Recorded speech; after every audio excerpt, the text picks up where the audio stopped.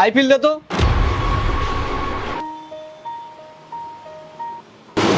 তোর বয়স কত? আরে ভাই তোর কি আসে যায়, দিবি তো দে, নাহলে অন্য দোকানে চলে যাচ্ছি। কম বয়স, সাইড এফেক্ট হবে কিন্তু। তুই দে না।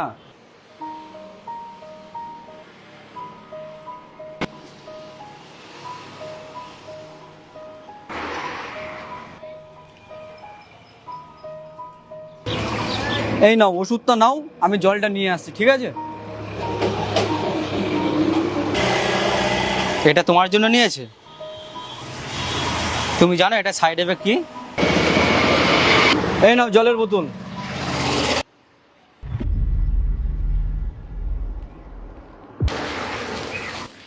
ওই দাদাটা বলছিল এইটাই নাকি সাইড এফেক্ট হয়। আরে কিচ্ছু হবে না, তুমি কি আমার উপর বিশ্বাস করো না?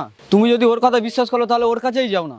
না, আমি তো তোমাকে খুব ভালোবাসি আর আমার তোমার উপর পুরো বিশ্বাস আছে।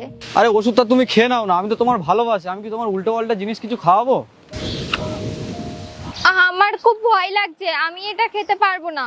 আরে নাও তো, অনেক হয়েছে, বেশি নাটক করছে তখন দিয়ে। তুমি এটা কিরকম ভাবে কথা বলছো আমার সাথে?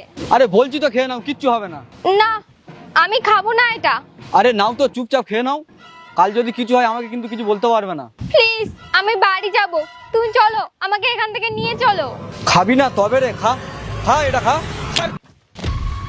এরপরে যদি গায়ে হাত দিস না তো দেখ কি করি।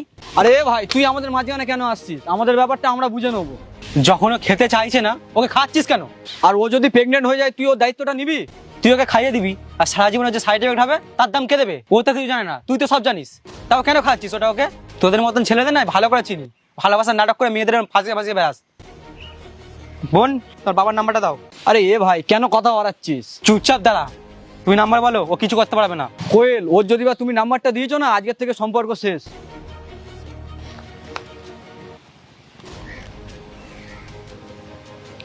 নমস্কার দাদা, আপনি কোয়েলের বাবা বলছেন? হ্যাঁ বলছি, আপনি কে? আপনি জানেন আপনার মেয়ে কোথায়? ও তো স্কুলে গেছে। কেন, কি হয়েছে? ওই স্কুলে নেই, ও একটা ছেলের সাথে বটতলায় আছে, আর একটা ছেলে ওকে আইপিএল খাওয়ানোর চেষ্টা করছে। আপনি তাড়াতাড়ি আসুন, আমি ওকে ধরে রাখছি। দাঁড়া। বোন, তুমি তো জানো এইসব ছেলে এরকম, তুমি তারপরে এইসব ছেলে কি করে করলে?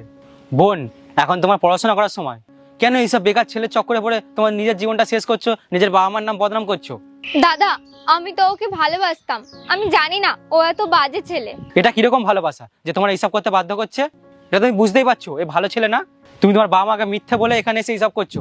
আজকে আমি যদি সঠিক সময় না আসতাম, এ তোমার সাথে কি করতে বলো তো? দাদা, আজকের পর থেকে এর সাথে আমি আর কোনোদিনও দেখা করব না, আর আমার বাবা মাকে মিথ্যে কথাও বলবো না। তুমি শুধু পড়াশোনায় মন দাও, আর আজকে পরে এমন কিছু করো না যেন তোমার বাবা মার লজ্জিত হোক। তোমার বাবা আসুক, তারপরে এর আজকে ব্যবস্থা আমি করে দিচ্ছি। দেখো, কখনো কোনো খারাপ মানুষের হাতে পড়ো না, তোমার জীবনটা সে শেষ করে দেবে। গল্পটা কেমন লাগলো জানাবে, ভালো লাগলে ফলো করে দাও, বাই।